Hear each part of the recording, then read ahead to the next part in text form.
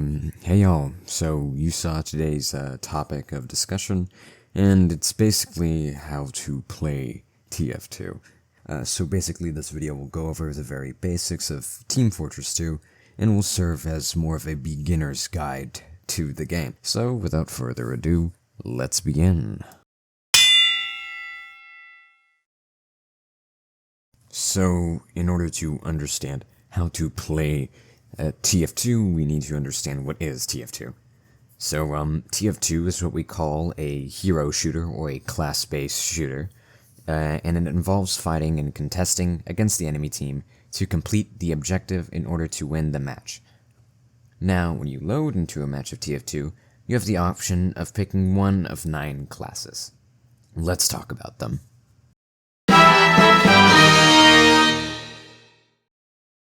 The 9 classes of TF2 are Scout, Soldier, Pyro, Demo, Heavy, Engineer, Medic, Sniper, and Spy. Now, TF2 arranges these classes into 3 categories: Attack, Defense, and Support. But these roles aren't accurate, and a large majority of classes can be played in many different ways. To help you understand these classes, I will give a short summary of each class.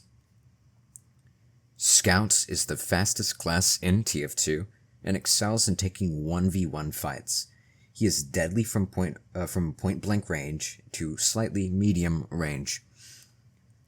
The Soldier is the second slowest class in TF2, but he can greatly increase his speed through performing rocket jumps with his rocket launcher. His rockets deal good damage at all ranges, and his rockets have a blast radius.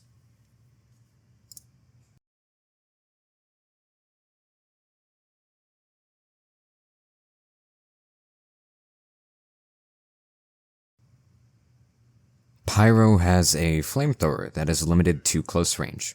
When pressing mouse 2 as Pyro, you perform an air blast that can be used to reflect projectiles, players, and extinguish teammates. Demo has a grenade launcher that always does 100 damage on hit. His sticky bomb launcher has 8 shots in his clip, and you can lay out 8 of them. They detonate with mouse 2.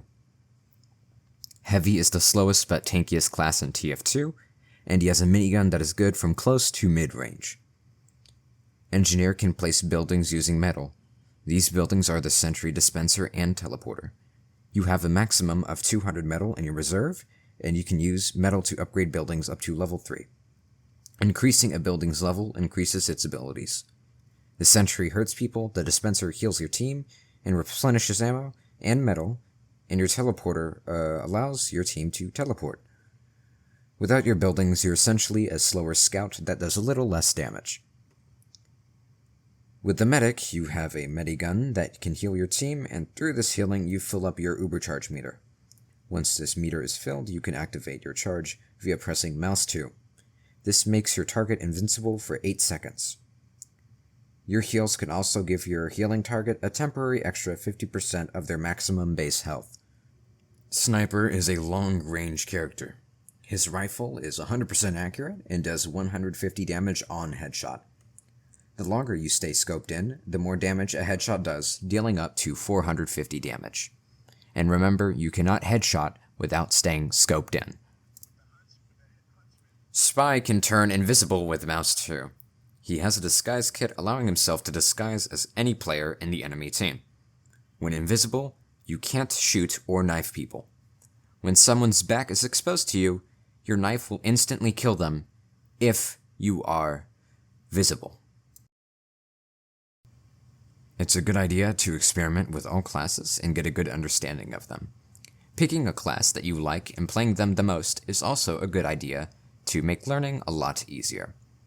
Each class has a high skill ceiling. Even the classes with lower skill ceilings than the others still have a lot to them. So just main the class that you like the most. Aim and movement in TF2 is important. Like popular TF2 YouTuber Lazy Purple says, TF2 weapons are for the most part very hit or miss. This makes movement in TF2 important, because using WASD to dodge attacks in TF2 greatly impacts your chances of living or dying. And that's because TF2 weapons are hit or miss. Aim is important. Now, aiming can't be taught, but rather learned. So when it comes to aiming, don't rush and try to place your shots. With hit-scan weapons, which fire bullets rather than projectiles, if you aim your crosshair on your target and press left-click, they get hurt. But with projectile weapons, they don't instantly hit your target. So aiming where your target will go is a better idea. The further your target is, the more you should lead your shots. With classes like Soldier, aiming down at people's feet is better because it launches them in the air and makes them easier to hit. Also, explosive classes, their projectiles explode, hence the name. You can abuse this and not have to directly hit the target all the time when firing.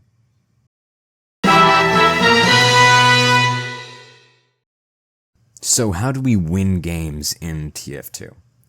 Now when it comes to winning games in TF2, you have to remember, TF2 is a team game. It's in the name. So you can't win games by yourself. But what you can do is impact the outcome of games. You can only do this if you're alive. So the one thing that allows you to have as much impact on the game as possible is staying alive.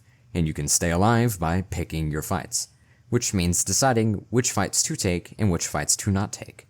Picking fights doesn't mean avoiding all fights though. Don't misunderstand that. If you're too busy just staying on the back line and doing nothing because you decided to not take a single fight, you will not be impacting the game whatsoever. It is up to you to learn and deduce which fights should you take and which fights should you not take. Now, the fights that you should take and you should not take depends on which class you are playing. Some classes are best for taking 1v1 fights, some classes are better for team fights, some classes are better for playing it more relaxed and defending, and some classes should be played more aggressively. It all depends. But the best place to start is just learning what you should and what you should not do in terms of taking fights. And although some classes are better at picking fights, it's something that everybody can do. Now when it comes to weapons in Team Fortress 2, weapons are a huge part of TF2, having the ability to largely alter a class's playstyle. Now, it is important when it comes to weapons.